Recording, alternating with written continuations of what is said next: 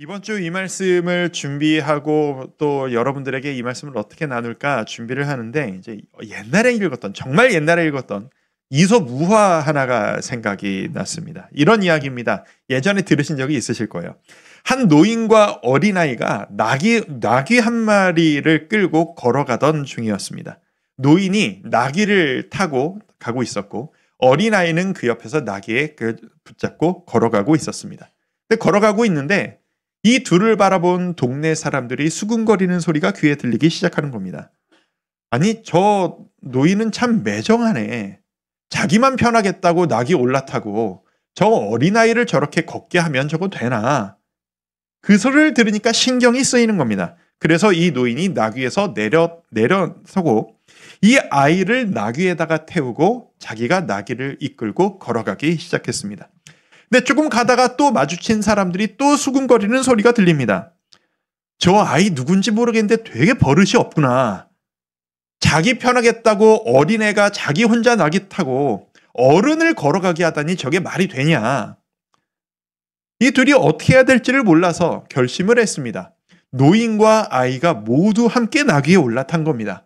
그렇게 걸어가고 있으니 조금 있다 또 다른 사람들이 또 이런 이야기를 합니다. 저 나귀 불쌍한 거 봐라. 저거 얼마나 불쌍하냐. 주인 잘못 만나서. 저 약한 몸으로 2명이나 태우고 저거 되겠냐. 나귀가 불쌍하다. 어떻게 하라는 겁니까? 그래서 결국은 나귀를 놔두고 노인과 아이가 둘 다 내려와서 걸어가면서 나귀를 끌고 가는 겁니다. 또 사람들을 만났습니다. 그 사람들이 이야기합니다. 나귀를 놔두고 왜 걸어 다니는 거야? 그런 활용을 못하네. 왜 저러고 있나. 이런 이야기입니다. 옛날에 들은 기억 나시죠? 이 이야기가 주는 교훈이 뭘까요? 주관이 없이 사람들 말에 끌려다니다 보면 이도저도 안 된다는 것. 그리고 내가 어떤 선택을 한다 할지라도 내가 이렇게 하든 저렇게 하든 누군가는 지적하고 누군가는 뭐라고 할 것이라는 것. 그건 없어지지 않을 것이라는 이야기입니다. 오늘날 우리가 살아가는 이 시대는 역사상 그 어떤 시대보다도 뒷이야기와 남이야기가 넘쳐나는 시대입니다. 어떤 사람이 옛날에 찍어 올린 사진 한 장이 인터넷에 남아 박제되듯 해서 몇십 년 후에도 이 사람이 옛날에 이런 짓을 했었대 라고 평가를 주고받는 시대가 되었고 SNS에 아무 의도 없이 올렸던 글 한마디가 누군가에게 표적이 되고 공격 대상이 돼서 모르는 사람들 수천 명이 달려들어서 도대체 이 말은 이 단어는 무슨 의도로 사용한 것이냐? 나는 그런 의도로 사용한 게 아니라고 변명해도 공격 대상이 되는 게 요즘 우리가 살아가는 이 시대입니다. 이런 시대를 우리가 살아가다 보니 우리가 이 시대상에 단련되고 좀 비틀어진 강화가 되어지는 것 같습니다. 뭐 어떤 거냐 하면 이런 거예요. 내가 진짜 좋은 사람이 되어야 되겠다. 내가 진짜 정직한 사람이 되어야 되겠다. 라는 노력이 아니라 내가 좋은 사람처럼 보여져야 되겠다. 내가 정직한 사람처럼 보여지기 위해 노력해야 되겠다. 이 단련이 되어져 가는 것 같아요. 내가 진짜 어떤 사람이냐가 아닌 어떻게 보여지느냐에 대한 노력. 이렇게 살아가는 우리의 모습은 하나님 앞에서 우리의 태도에도 영향을 그대로 미칩니다. 나도 모르게 습관처럼 하나님 앞에서 좋은 사람인 척을 합니다. 하나님이 지금 내 속을 다 꿰뚫어 보고 계심에도 불구하고 하나님 저 이만하면 잘하고 있는 거 아닌가요? 마음과는 다른 행동을 열심히 하며 믿음 좋은 사람인 척을 합니다. 여러분, 우리 이거 분명히 구분할 수 있어야 됩니다. 믿음이 좋은 것과 믿음 좋은 사람처럼 보이지 않을까봐 노력하는 것은 다른 겁니다. 이해 가셨어요? 믿음이 좋은 것과 믿음 좋지 않은 것처럼 보일까봐 조심하고 노력하는 것은 너무 다른 이야기입니다. 여러분은 이 둘 중에 어떤 것에 더 에너지를 쓰고 계십니까? 그런 마음으로 오늘 말씀을 함께 살펴보기를 원합니다. 산상수훈이 좀 진행되고 있습니다. 드디어 6장으로 넘어갔습니다. 지금부터는 이전보다는 좀 빠른 속도로 진행이 될 예정입니다. 예수님께서 계속 말씀을 하시면서 유대인들의 삶을 하나하나 짚어가십니다.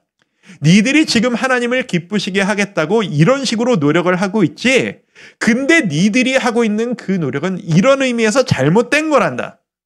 하나님이 진짜 원하시는 게 뭔지를 내가 짚어줄게.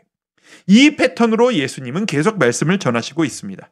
그리고 오늘 말씀에 이르러선 2000년 전의 유대인들이 예수님을 만났던 그 사람들이 제일 열심히 하던 신앙생활의 패턴, 그것을 건드리기 시작하십니다. 요즘 여러분들은 하나님을 열심히 믿으시기 위해, 교회 생활을 열심히 하시기 위해, 그리스도인답게 살아가시기 위해 어떤 노력을 하고 계십니까? 일상 가운데. 여러분은 어떻게 하나님을 기쁘시게 하기 위해 노력하고 계십니까? 지금 이 자리에 주일 예배에 나오셨다라는 것만으로 여러분은 지금 노력하고 계시는 거란 걸 압니다. 그리고 주중 예배, 수요 예배에 나오신다던가, 아니면 내가 속한 소그룹 다락방 모임에 참석을 하신다던가, 아니면 나는 주일마다 봉사하는 게 있다, 예배가 다가 아니다, 안에서 밖에서 여러 가지로 수고하시며 봉사하는 그 노력도 하나님을 향한 노력이실 수 있겠습니다. 또 어떤 분들은 내가 성장하려고 훈련도 받고 계시고, 신앙 강좌도 하고 계시고, 성경 읽기도 하고 계시고, 아침에 눈 뜨자마자 큐티도 하시고, 기도도 하시고, 여러 가지. 제가 쭉 따져보니까 우리 성도 여러분들 정말 많은 일들을 하고 계시더라고요. 우리 교회 참 바쁜 교회입니다. 적지 않은 일들을 하고 있는 교회예요. 여러분들 그 수고 정말 많이 하고 계시는데, 여러분이 하고 계신 그 수고를 하나님께서 기쁘게 받으시리라 믿습니다. 하루하루 주님께 드리시는 그 열심과 그 마음을 보시고 더 큰 복으로 채워주시기를 진심으로 축복해드리고 싶은 마음입니다. 그런데 2000년 전에는 어땠느냐? 예수님이 만났던 그 유대인들은 어땠느냐? 그 사람들은 그때는 지금처럼 믿음 생활 열심히 한다라고 하는 일이 지금처럼 많고 복잡하지는 않았었던 것 같아요. 제가 자료를 찾아봤더니 2000년 전에 유대인들이 하나님을 경외하기 위해 일상적으로 노력하는 가치 3가지가 있었다고 해요. 그 3가지가 뭐냐면, 첫 번째가 구제하는 것. 불쌍하고 힘든 사람들을 경제적으로 돕는 그 구제였고요. 두 번째가 기도입니다. 우리도 하고 있는 기도. 그리고 세 번째가 금식이었다고 합니다. 금식은 아시는 것처럼 내가 살아가기 위해 먹는 것을 중단해서라도 내 생명을 걸고 주님께 의탁하며 매달립니다 라고 하는 그 금식. 구제, 기도, 금식, 이 3가지가 2000년 전의 유대인들이 일상 가운데 하나님을 열심히 믿습니다 라는 의미로 노력하는 것이었다는 거죠. 오늘 말씀에 이르러서 예수님이 그걸 지적하시는 겁니다. 가장 사람들이 열심히 하던 그 생활들을 하나하나 짚어가시면서, 너희 정말 열심히구나. 너희 정말 기특하구나. 그런데 너희가 열심히 한다고 그게 다 되는 게 아니란다. 너희 중심을 점검해라 라고 말씀하시는 것이 오늘 6장의 말씀입니다.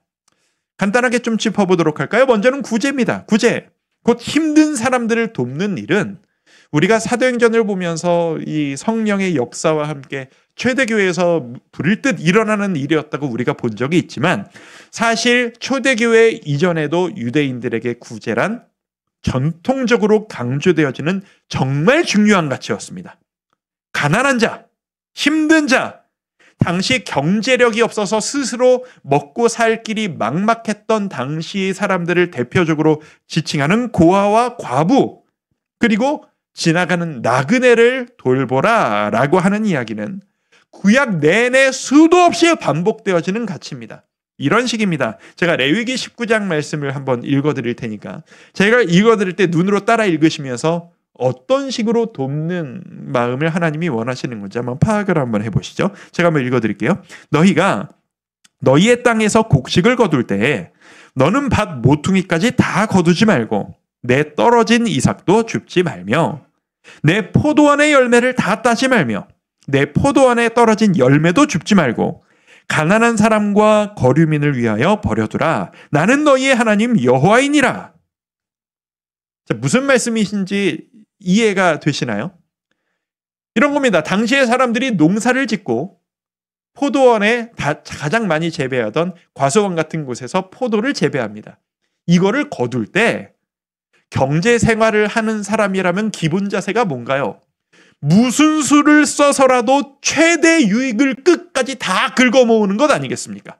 이익을 볼 수 있을 때까지 다 짜내는 것. 그게 기본이잖아요.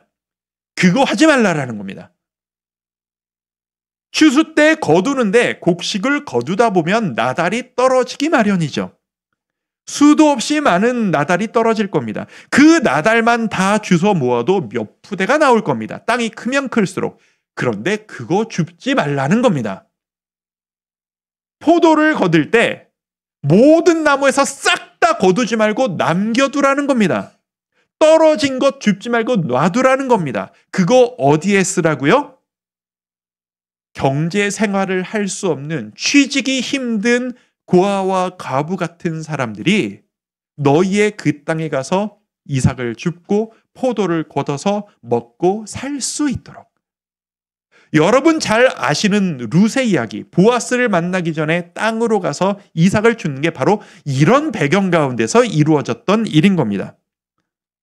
하나님의 이 방향성을 아시겠나요? 이런 식인 겁니다. 요즘 이야기하는 그냥 무조건적인 복지, 그것과는 좀 다릅니다.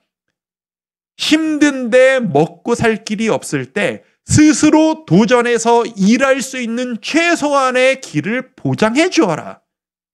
그들이 나아가서 거두어 먹을 수 있는 길이 생길 수 있도록 니들이 만들어 주어라. 니들이 긁어 모으고 최대 유익 누릴 거 조금만 포기하고. 하나님이 원하시는 정신이었던 겁니다. 근데 이게 구약의 말미에 유대인들이 바벨론으로 포로로 끌려갔다가 돌아오고 또 로마 시대, 로마의 지배를 받으면서 이 사람들의 구제 패턴이 변화되기 시작됐습니다. 그 로마가 개인주의 사회였거든요. 오늘날 우리가 영향받고 있는 인본주의의 시작이 됐던 그 영향을 받고 있었거든요. 내가 중심이니까 도와주기가 싫은 거예요. 그러니까 또다시 등장합니다. 바리새인들이 구제를 닥달하기 시작합니다. 너희가 율법에 따라서 사람들을 도와야지. 항상 바리새인들은 더 나가죠. 내가 구제하는 방법을 가르쳐주마. 내가 가르치는 대로 해라. 너희가 가지고 와라. 나에게. 그러면 내가 이것을 나누어 주마. 공정하게 분배해 주마. 내 말만 들으면 너희가 다 잘 될 수 있을 것이다. 너무나도 반복되어지는 패턴입니다. 마태복음 6장 2절을 같이 한번 읽어보실까요? 6장 2절 말씀 시작. 그러므로 구제할 때 외식하는 자가 사람에게서 영광을 받으려고 회당과 거리에서 하는 것 같이 너희 앞에 나팔을 불지 말라. 진실로 너희에게 이르노니 그들은 자기 상을 이미 받았느니라. 그들은 이 자기 상을 이미 받았느니라. 하는 거 보니까 자기들 인정받으려고 구제하네. 그러니까 그들은 자기 유익 다 누렸다. 하늘의 상급은 없다. 구제라는 것이 사랑하기 때문에 결과로서 나타나는 모습이 아니라 우리가 이렇게 많은 일을 하고 있다. 내 말을 들어라. 자기 과시의 도구가 되는 것. 그것을 외식이라고 말씀하셨습니다. 속은 아니면서 겉으로는 그런 척 하는 것. 바리새인들의 열심은 외식이었습니다. 하나님을 기쁘시게 하기 위한 진심이 아니라 사람들에게 인정받기 위한 수단이었던 것이죠. 기도, 금식 모두 다 마찬가지였습니다. 기도라는 게 말입니다. 성도 여러분. 하나님과 대화하는 거잖아요. 하나님이 기뻐하시는 기도는 철저하게 1대1의 만남의 기도입니다. 우리가 지금 예배 드릴 때마다 공적으로 모여서 통성으로 기도하고 공동체로서 함께 기도하는 것은 이건 좀 다른 의미의 중요한 기도고요. 우리가 일상 중에 하는 일반적인 기도는 철저하게 하나님께서 우리를 1대1로 만나고 싶어 하십니다. 그래서 골방으로 들어가라 라고 하시는 거예요.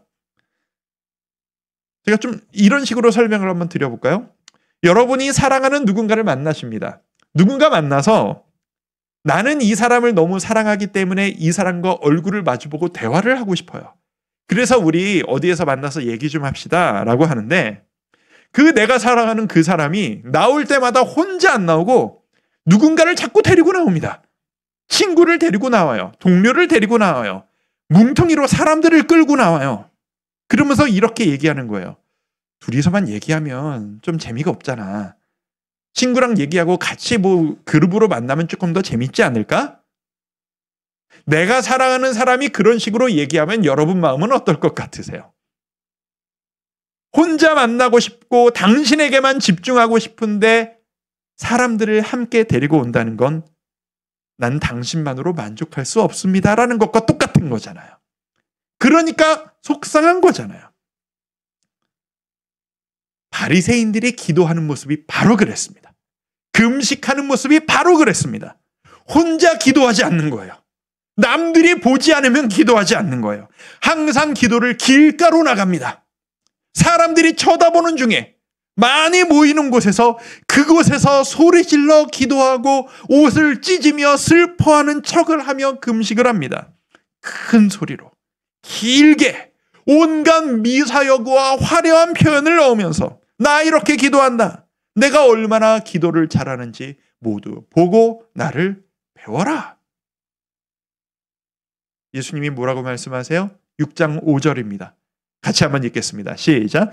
또 너희는 기도할 때 외식하는 자와 같이 하지 말라. 그들은 사람에게 보이려고 회당과 큰 거리 어귀에 서서 기도하기를 좋아하느니라.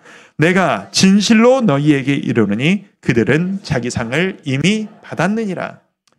내가 주님께 상 받고 싶어서, 주님의 기쁨 되고 싶어서 이걸 하는 건데, 주님께서 말씀하시기를 너 사람들한테 칭찬 받았잖아. 네 상 다 끝났다. 하늘의 상은 없을 거야. 너무 안타까운 일 아닙니까?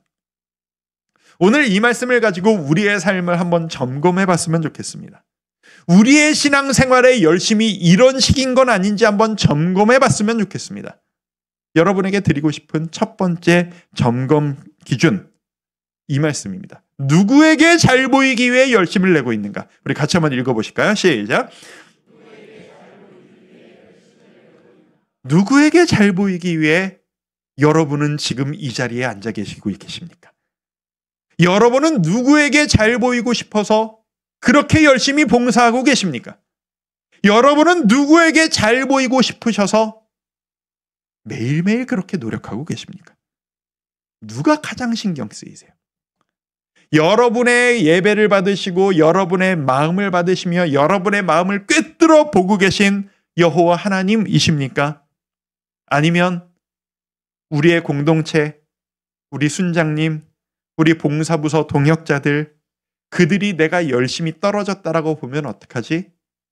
매주 마주치는 저 성도님들이 내가 안 보인다고 믿음 떨어졌다라고 나를 평가하면 어떡하지? 그게 신경 쓰이십니까? 여러분들이 지금 최선을 다해 예배하는 이 시간, 여러분이 신경 쓰이시는 건 하나님이 지금 예배하며 말씀을 조금이라도 깨달아 알아서 하나님의 뜻을 알고 싶다라는 거기에 신경이 쓰이십니까? 아니면 나 방금 전에 살짝 졸았는데 담임 목사가 나를 쳐다보고 내가 눈 감고 있는 걸 봤을까 안 봤을까, 그게 신경 쓰이십니까? 가끔 여기에 너무 예민하신 분들이 있어서 여러분, 담임 목사가 여러분을 어떻게 보고 계신지 너무 신경 쓰지 마십시오. 별로 중요한 게 아닙니다. 제가 여러분의 모습에 그렇게 평가하고 마음에 담아두지 않습니다. 이게 목사가 나를 어떻게 보느냐가 너무 예민하신 분들이 종종 좀 있으세요. 우리나라 사람들은 문화적으로 타인의 시선을 너무 많이 신경 씁니다. 옆집 사람들이 우리 집을 어떻게 볼까? 내 직장 동료들이 나를 어떻게 평가할까? 우리 교회 사람들이 나를 어떻게 바라볼까? 예배하고 있는 지금 내 모습을 어떻게 바라볼까? 너무 신경을 많이 씁니다. 그래서 그걸 의식하며 살아가죠. 그래서 우리에게 나도 모르게 외식, 어떻게 보일까에 대한 열심이 드러납니다. 근데 이게 결과적으로 어떻게 연결이 되는지 아세요? 남들이 나를 어떻게 어떻게 바라보는지에 예민하게 노력을 하다 보니 나도 남을 그런 식으로 바라보는 게 훈련이 되는 거예요. 결과적으로 다른 사람을 너무 쉽게 평가하고 바라보는 게 익숙해져 가요. 그래서 이 외식과 다른 사람에 대한 평가가 맞닿아 있어요. 어떻게 볼까, 저 사람이 나를. 우리 목사님이, 우리 순장님이, 우리 팀장님이 나를 어떻게 볼까? 하나님은 굳이 그렇게까지 신경 안 쓰고 계신데도 말이죠. 6장 1절 말씀에 예수님께서 이렇게 말씀하십니다. 함께 한번 읽습니다. 시작. 사람에게 보이려고 그들 앞에서 너희 의를 행하지 않도록 주의하라. 그리하지 아니하면 하늘에 계신 너희 아버지께 상을 받지 못하느니라. 남들의 시선이 신경 쓰여질 때, 내가 어떻게 평가되어질까 두려울 때, 그래서 필요 이상의 에너지를 쏟고 있다라고 느낄 때, 그때 이거 하나 기억합시다. 뭘요? 애초에 우리는, 내 존재는 남을 만족시킬 수 있는 존재가 아닙니다. 여러분, 저란 정진영이라고 하는 한 인간은 여러분이 좋게 봐주시고 제 이야기를 경청해 주셔서 그렇지, 부족한 저란 죄인은 여러분을 100% 만족시켜 드릴 수 있는 존재가 아닙니다. 여러분 서로는, 여러분 가족끼리는, 여러분 친한 분들끼리는 여러분이 잘 보여서 만족시킬 수 있을 만큼 내 존재가 그렇게 온전한 존재가 되지를 못합니다. 옆 사람 한번 쳐다보시겠습니까? 보세요. 모르는 분 너무 빤히 쳐다보면 그러니까 가족끼리 친한 분들끼리 한번 쳐다보시겠습니까? 옆 사람한테 이렇게 한번 말씀해 보시죠. 자, 또 저 따라 한번 옆 사람에게 말씀해 보세요. 하나님 보실 땐 당신이나 나나 거기서 거기입니다. 이게 사실이라고 전 믿습니다. 우리가 볼 땐 네가 잘하냐, 내가 잘하냐, 네가 놈이야, 내가 놈이야 하는데 우리는 여기서 여긴데 어차피 하나님의 기준은 저 위에 있습니다. 저 높은 하나님의 기준으로 보셨을 땐 우리 모두 다 거기서 거기입니다. 이것만 이해할지라도 기대하지 않을 수 있고 실망하지 않을 수 있습니다. 그런 시각으로 내가 남편을 바라보고 아내를 바라보면, 그런 시각으로 내 자식을 바라보고 우리 부모님을 바라보면 우리는 지금보다 훨씬 평안해질 수 있을 거라고 저는 믿습니다. 다른 사람들의 평가 너무 깊이 생각하지 않고 예수님만 바라보며 직진했던 사람, 이런 사람을 생각하면 저는 떠오르는 성경 인물 하나가 있습니다. 그게 누구냐면 우리가 보통 옥합을 깨트린 여인이라고 지칭하는 그 여인입니다. 이 여인의 이야기는 마태복음에도 나오고 누가복음에도 나오고 여기저기 반복해서 강조되어지는데요. 이 여인의 이야기는 누가복음을 보면 어떤 상황이었는지가 너무 적나라하게 잘 표현되어집니다. 누가복음 7장에 보면 이 이야기의 정황이 조금 더 자세하게 나타나는데요. 상황은 이렇습니다. 한 바리새인이 예수님과 제자들을 집으로 초청을 합니다. 집으로 초청한 이유는 너무나도 명확합니다. 꼬투리를 잡기 위해서입니다. 흠을 잡고 싶은 거예요, 예수님에게서. 마치 오늘날 이렇게 뉴스를 바라보면 정치인들이 이쪽 정당과 저쪽 정당 사람들이 이 사람이 뭐 한마디 하면은 거기에 꼬투리를 잡아가지고 지적하고 성명을 내고 그래서 지적해서 그거를 내 표로 끌어오려고 하는 이런 여론 싸움을 하는 것과 똑같은 겁니다.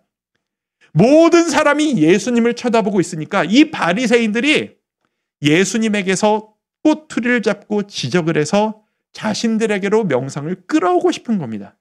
그래서 자기 집으로 초청을 해버려요. 예수님과 제자들이 이 바리새인의 집에 모여 있습니다. 그 집 안의 분위기는 모두가 어떻게 하면 이 한 사람으로부터 단점을 찾아낼 수 있을까라고 하는 그 예민함으로 가득한 분위기입니다. 그 집안으로 한 여인이 들어가는 겁니다. 누가복음 7장 37절 38절 제가 한번 읽어드릴게요. 그 동네에 죄를 지은 한 여자가 있어 예수께서 바리새인의 집에 앉아 계심을 알고 향유 담은 옥합을 가지고 와서 예수의 뒤로 그 발 곁에 서서 울며 눈물로 그 발을 적시고 자기 머리털로 닦고 그 발에 입 맞추고 향유를 부으니. 우리는 이 여인의 이야기를 언급할 때 항상 비싼 향유를 깨트리고 아까워하지 않고 부은 것에 포커스를 둘 때가 많은데, 저는 오늘 이 향유를 깨트리기 전 이 집으로 발걸음을 내디딘 이 여인의 결심에 주목하고 싶습니다. 상황을 한번 생각해 보죠. 말할 필요 없이 모든 것이 남성 중심으로 돌아가던 문화의 시대입니다. 그리고 이 집 안에 대접하는 자나 대접받는 자나 남자들로 가득 찬 집입니다.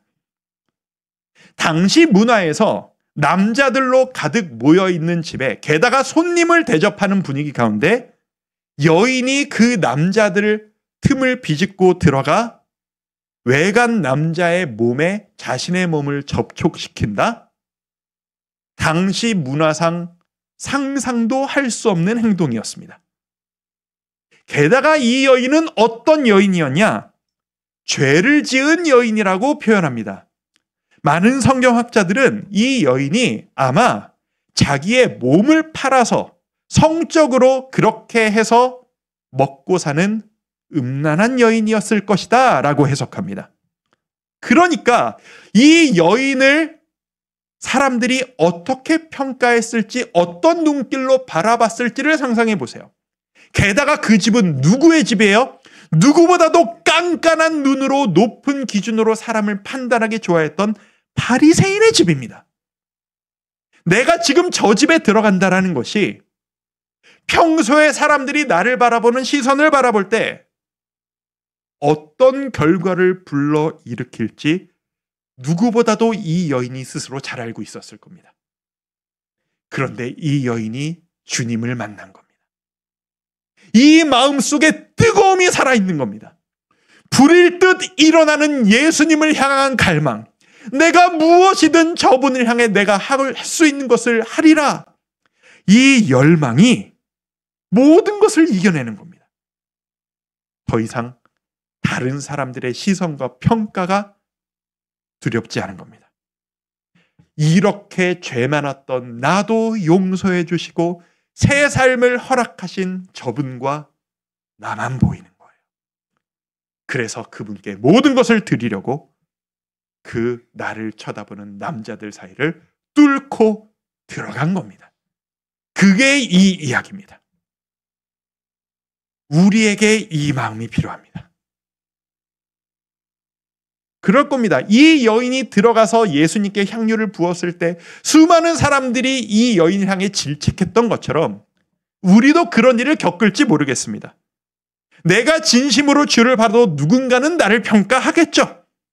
나는 지금 진심으로 주를 구하는데 누군가는 그런 나의 진심을 가지고 가타부타 이야기하면서 손가락질을 하겠죠. 그런 일이 없어지진 않을 겁니다. 하지만 그거 신경 쓰다가 가장 중요한 주님을 향한 나의 마음이 희생된다면 너무나도 안타까운 일 아니겠습니까? 스스로 점검해 보셨으면 좋겠습니다. 여러분의 마음에 가장 소중한 건 주님을 향한 여러분의 열망입니까?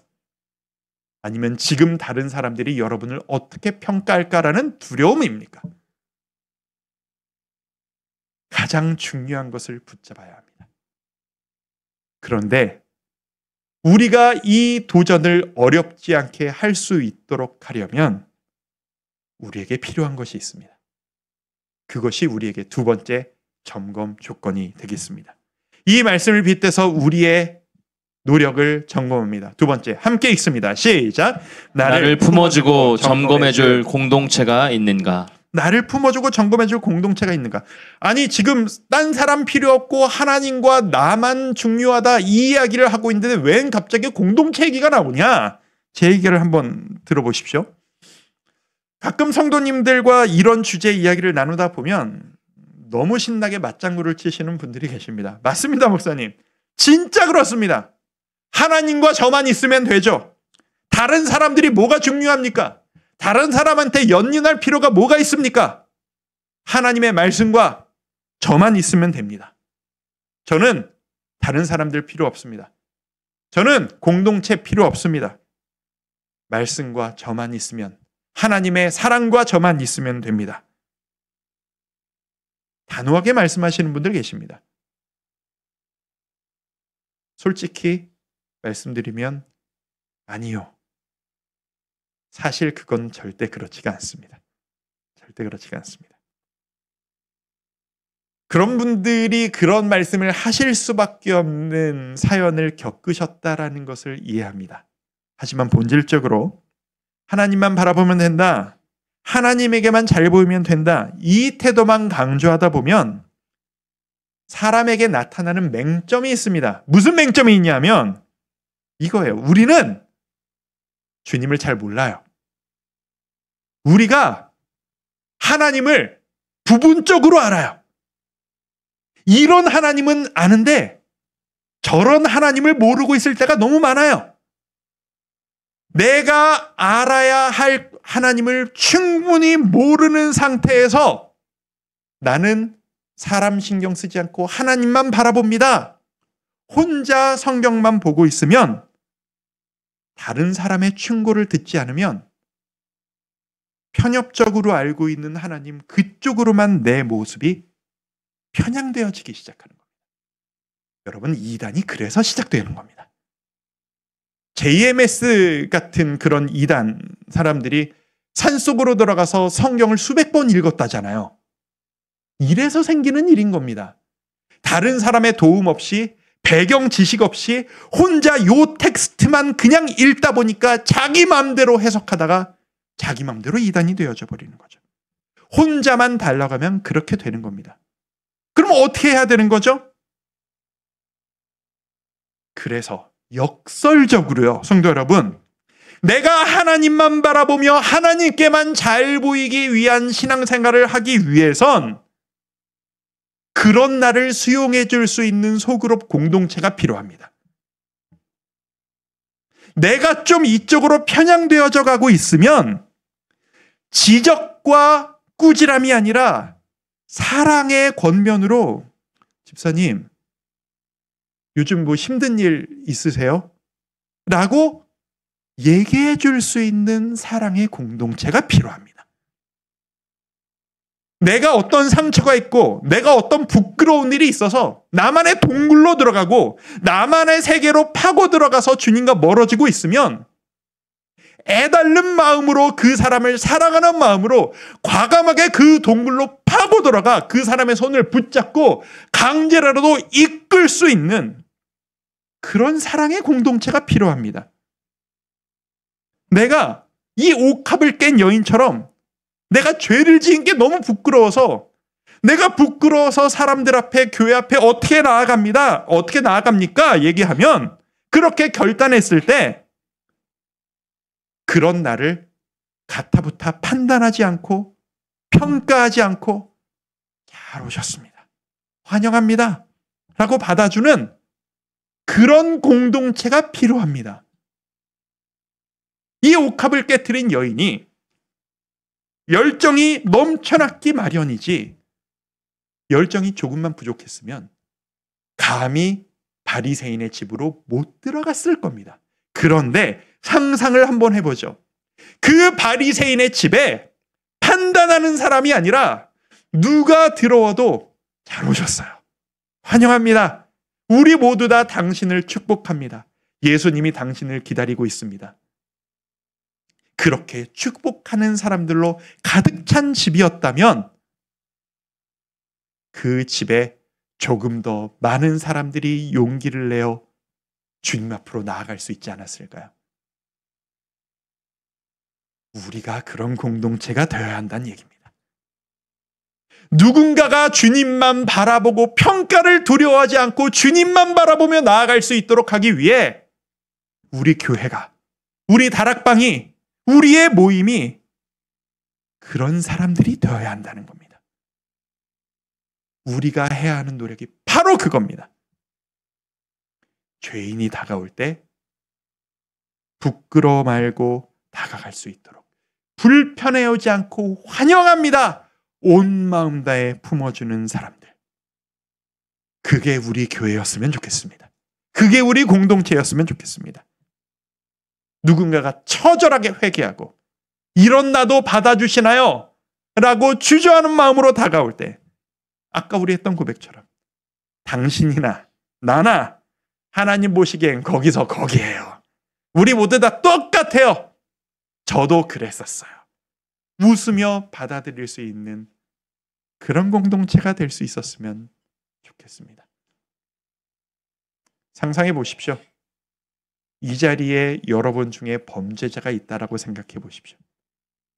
여러분 중에 옆자리에 회개한 사기꾼이 앉아 있다고 생각해 보십시오. 이 자리에 주님을 갈망하고 있는 패역한 죄인이 앉아 있다고 생각해 보십시오. 그 사람을 받아들이실 수 있으시겠습니까? 우리가 그런 사람들이 되었으면 좋겠습니다. 그럴 때 이 교회 안에 우리는 더 이상 사람들의 시선 신경 쓰지 않고 외식하지 않고 주님만 바라볼 수 있을 것이라 믿습니다.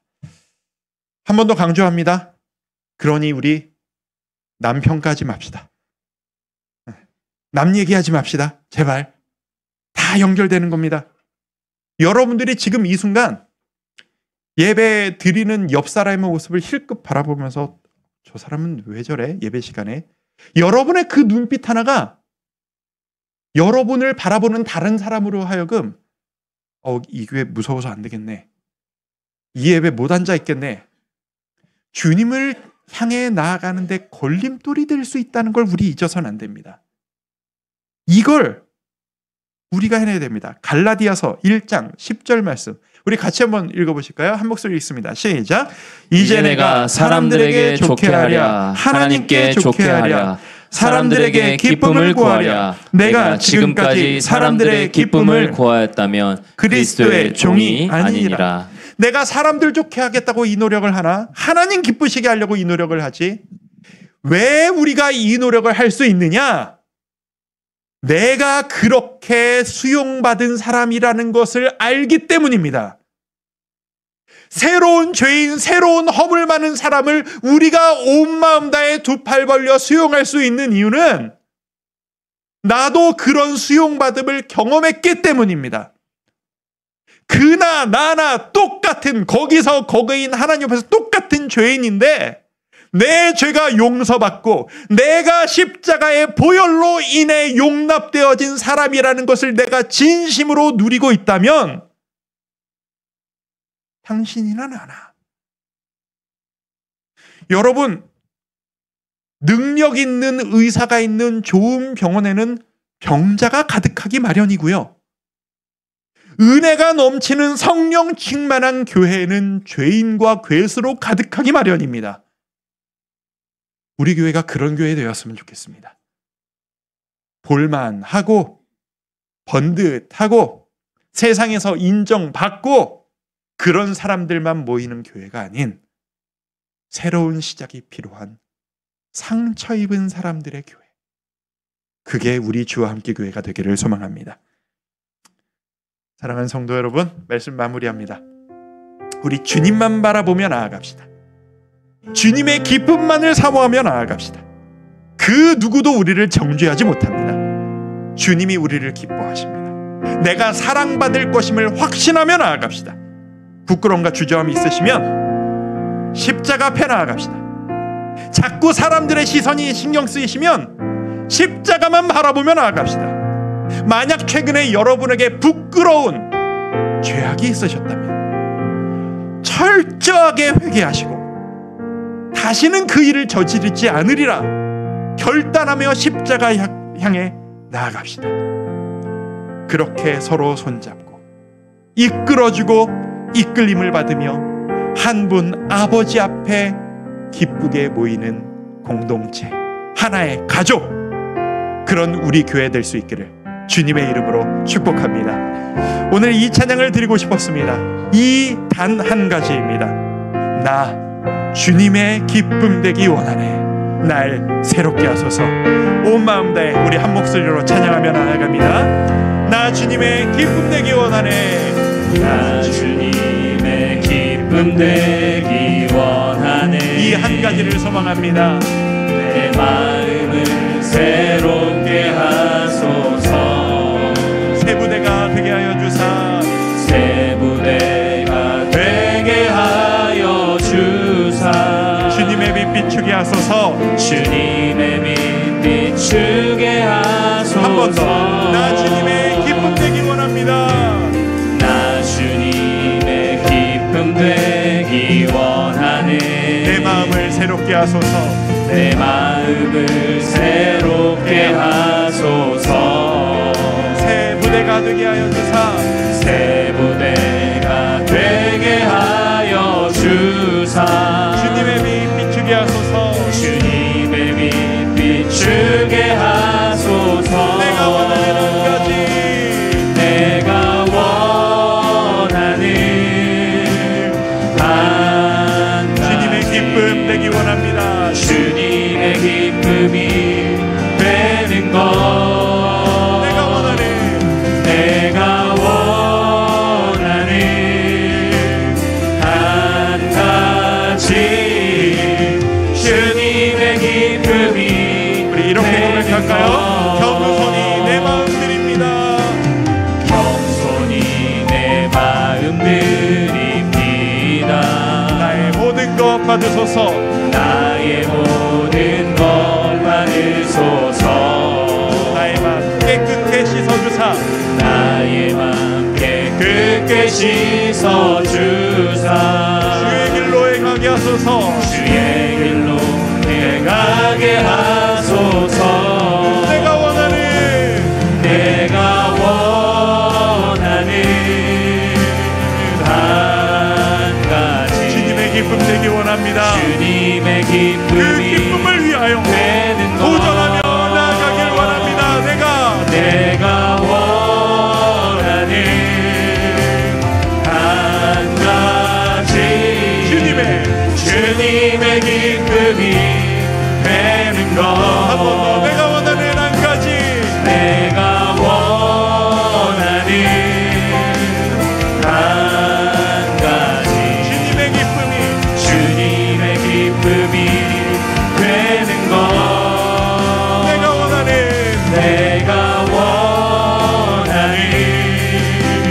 한 가지.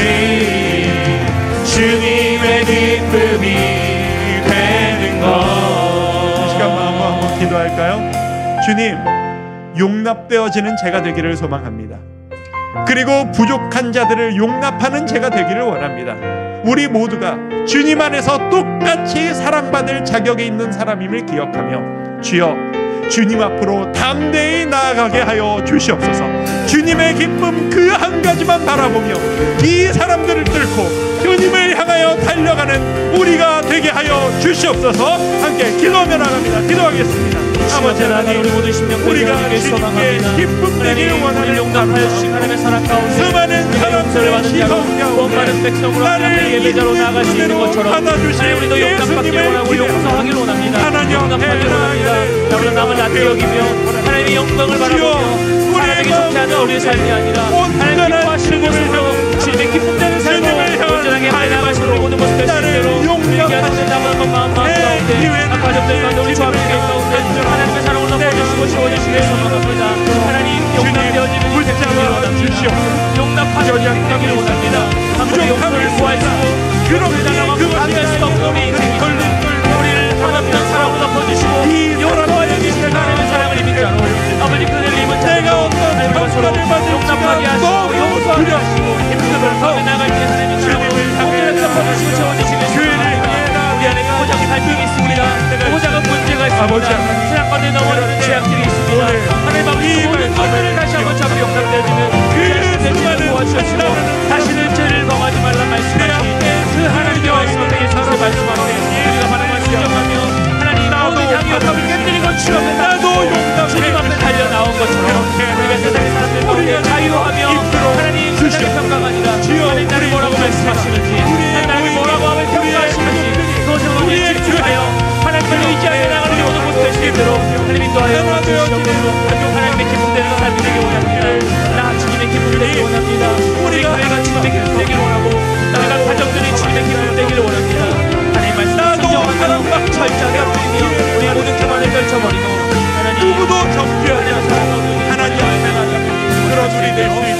이끌어 주시옵소서.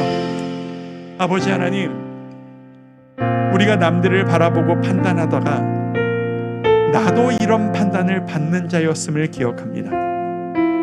다른 사람들이 왜 저러나 라고 그를 평가하다가 나도 그런 평가를 받았던 자였다는 것을 기억하기를 원합니다. 나를 용서하셨던 주님, 말도 안 되는 나를 수용해 주신 주님, 그런 주님을 기억하며 우리도 내 주위에 연약한 자를 품고 수용할 수 있기를 소망합니다.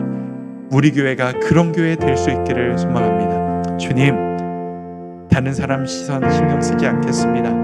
오직 주의 영광만을 구하며 나아가겠습니다. 내가 부족하고 내가 죄악 가운데 있었다 할지라도 주님 앞에 모든 것 회개하고 새로운 발걸음을 내딛기를 원하는 우리의 마음 가운데 새로운 힘을 더하여 주셔서, 성령님 일어설 힘을 허락하여 주셔서 주님은 분명히 나를 받아주실 것이다. 주님은 나의 이 도전을 기뻐해 주실 것이다. 그 기쁨과 흔쾌함으로 주를 향해 그 바리새인의 집안으로 내 발걸음을 내딛는 우리 모두가 되게 하여 주시옵소서. 주님의 기쁨 되는 주의 자녀 되기를 소망하오며 예수님의 이름으로 기도드립니다. 아멘. 우리 모두 자리에서 일어나셔서 찬송가 370장입니다. 주 안에 있는 나에게 땅 근심이 있으랴, 우리 찬양하며 예배를 마무리합니다. 주 안에 있는 나에게, 주 안에 있는 나에게 난 근심이 있으랴. 십자가 밑에, 십자가 밑에 내 짐을 풀었네. 내 짐을 풀었네. 주님을 찬송하면서, 주님을 찬송하면서 할렐루야, 할렐루야, 주님을 찬양합니다. 할렐루야. 내 앞길 멀고 험해도 나 주님만 따라가리. 그 두려움이 변하여, 그 두려움이